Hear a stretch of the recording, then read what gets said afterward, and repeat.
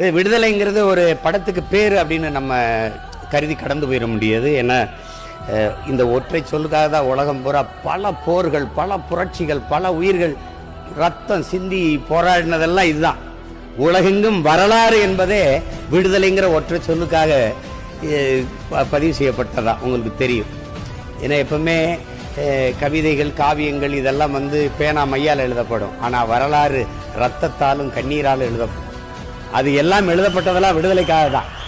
அது ஒரு வார்த்தைன்னு சொல்லிட முடியாது. ஒரு வார்த்தை அப்படி ஒரு வார்த்தைன்னு ஒவ்வொரு தேசிய இனங்களின் உயிர் மூச்சு அது பிறப்புரிமை. சுதந்திரம் எமது பிறப்புரிமைங்கிறார் பாலகங்காதர திலகர். இந்த நாட்டின் விடுதலைக்கு முழக்கமிட்டவர். சுதந்திரமற்ற நாட்டிற்கு எந்த பெருமையும் இல்லைங்கிறான் ரூசோ. சுதந்திரம் இல்லாத நாடு வெறும் காடுங்கிறார் நம்முடைய தாத்தா நாமக்கல் கவிஞர். அதனால சுதந்திரம் இல்லைன்னா ஒன்றும் இல்லை. அது சுதந்திரம் என்ற சொல்லுக்கு அர்த்தம் தெரியாதவனுக்கு கூட சுதந்திரம் தேவைப்படுதுங்கிறான்.